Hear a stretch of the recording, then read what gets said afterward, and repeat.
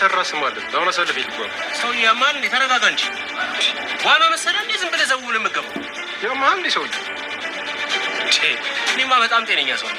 የሚያምህ ከሆነ ሄደህ መታከም ትችላለህ። ሽኝ ወዳል ሰው አሳልፈኛው ልግባ። ሽብሩ ይገርም እንዴ?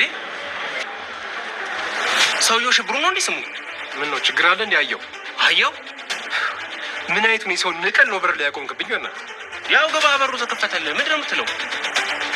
መቼም የስም መመሳሰል ሊሆን ይችላል። አናገርከኝ እንዴ? አላናገርኩም። አየው ይሄ ጭቷም ዛሬ እንዳያሳስተኝ ይኸውልህ ዱቄት ነው። ሰውዬ ስነ ስርዓትን ያዝ። ስለ ሰው ማንነሳታት ዝም ብላ ትዝለፍ። እሺ ይሄ ጭቷም ዛሬ እንዳያሳስተኝ ዱቄት ነው ማለት ሽብሩ። ኧረ ቆይቶ እንዴ ብቻውን ግር ብሎ ስለመጣ የምፈራው መስሎት ነው እንዴ? እባክህ ተረጋጋ ሳሚ። ሽብሩ የኔ እንግዳ ነው። ሽብሩ ሳሚ የኔ እንግዳ ነው። ቤዛ መንትያ እህቷን ስላገኘቻት እጅግ በጣም ደስተኛ ሆና ትገኛለች። የሽብሩ ወደ ከተማ መምጣት አሁን ላይ ለኩቻ እጅግ በጣም ጭንቀትን ፈጥሮባት ይገኛል።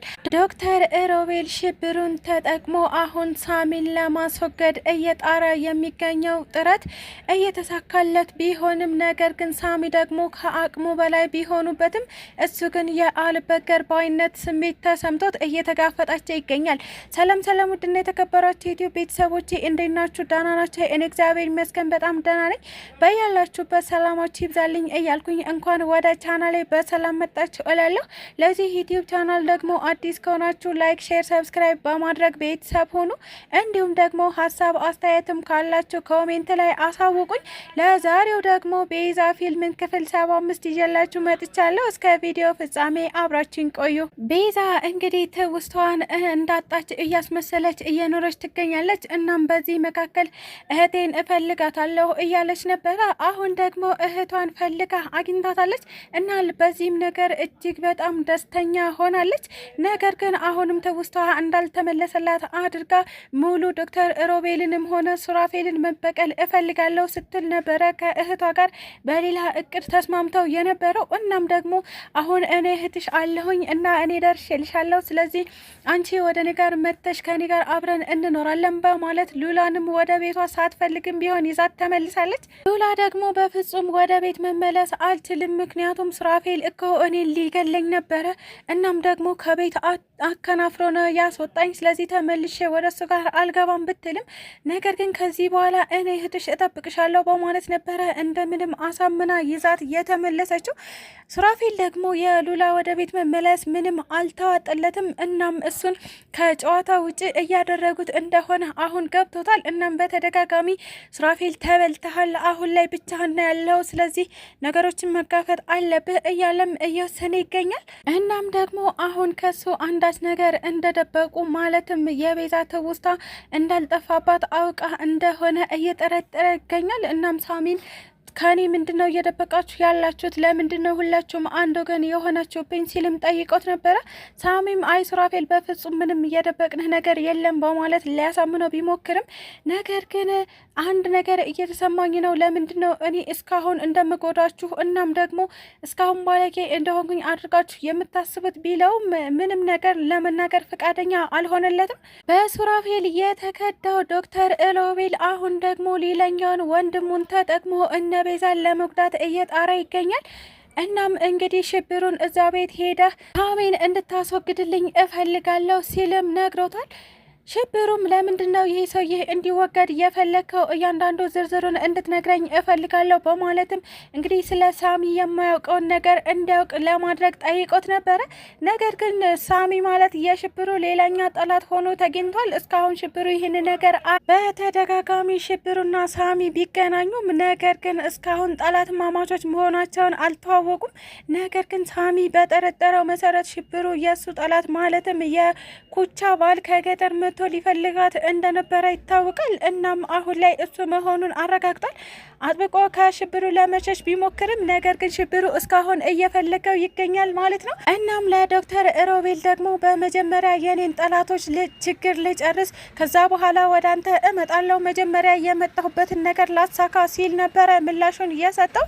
እንግዲህ ዶክተር ሮቤልም አንተ የመጣህበትን ነገር አውቃለሁ፣ እናም የልጅቷን ፎቶ ስጠኝና እኔም በመፈለግ ላግዝ ሲል ነበረ የነገረው። ነገር ግን ሽብሩ የኩቻ ፎቶዋም ሆነ አንዳችም ነገር እጁ ላይ አልነበረውም። እናም ሮቤል እንዴት ፎቶዋን እንኳን ሳትይዝ ልጅቷን ለመፈለግ ትመጣለህ? እንዴት ነው ፈልገህ ልታገኛት የምትችለው ሲል ጠይቆታል። እንግዲህ ሽብሩም አሁን ላይ ልጅቷን ከመፈለግ ይልቅ ፎቶዋን መፈለግ ይቀለኛል በማለት ከሚያውቃቸው ሰዎች ሁሉ ፎቶዋን ለማግኘት እየሞከረ ይገኛል። ነገር ግን ኩቻ ደግሞ አጥብቃ ከሽብሩ እየሸሸችና እየተደበቀች ትገኛለች። እንግዲህ ልትደበቅ በሄዱበት ሰዓት ነበረ ሽብሩ የነ ቤዛ ቤት ተቀምጦ ያገኙት። ነገር ግን ኩቻ በሱ ላለመታየት ተደብቃበታለች። እሱም ደግሞ ሁለት እህትማማቾች ማለትም መንትዮችን እዚህ ቤት ማየት አልፈልግም፣ ምክንያቱም እነሱ ማለት የቤተሰቦቻችን ገዳይ ልጆች ናቸው ሲል ነበረ ሱራፌልን። እንዴት ያ ቤተሰቦችን ገዳይ አግብተህ ትኖራለህ? እናም የትኛዋ ናት ሚስትህ ሲል ለመለየት እስከሚያቅተው ድረስ ሁለቱንም ከለራቸው እስኪገፍ ከአያቸው በኋላ ከቤቴ ቀጥ ብለህ ውጣልኝ ባለው መሰረት ማለትም ሱራፌል ማለት ነው።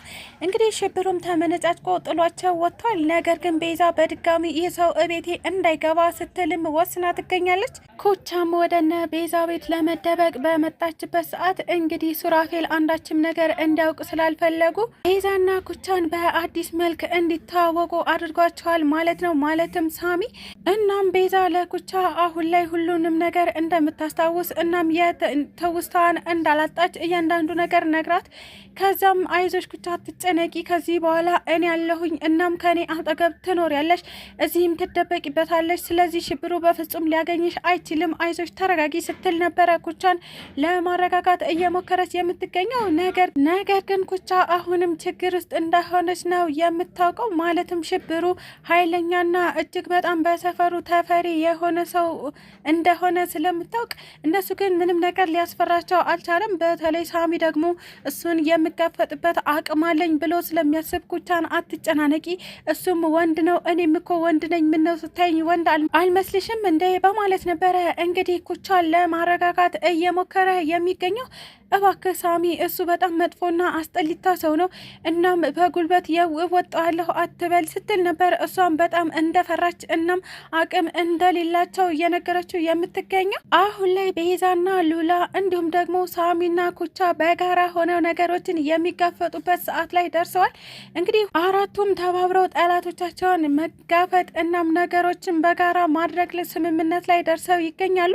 ምንም እንኳን ዶክተር ሮቤል አስቸጋሪና ኃይለኛ ሰው ቢሆንም ነገር ግን ከዚህ በፊት በሳሚ ብርታትም ቢሆን ተዘርሮ አይተውታል። ስለዚህ ለሱ አቅም ያንዘናል ብለው አያስቡም። ነገር ግን አሁን የመጣባቸው ቀንደኛ ጠላት ማለትም ሽብር ማለት ነው። እሱን የሚቋቋሙበት እንኳን አቅም የሚኖራቸው አይመስለኝም። ነገር ግን የቻሉትን ሁሉ ከመሞከር ወደ ኋላ አይሉም ማለት ነው። ስለተከታተላችሁኝ እጅግ አድርጌ አመሰግናለሁ።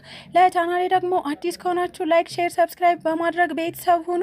እንዲሁም ደግሞ ሀሳብ አስተያየትም ካላችሁ ኮሜንት ላይ አሳውቁኝ።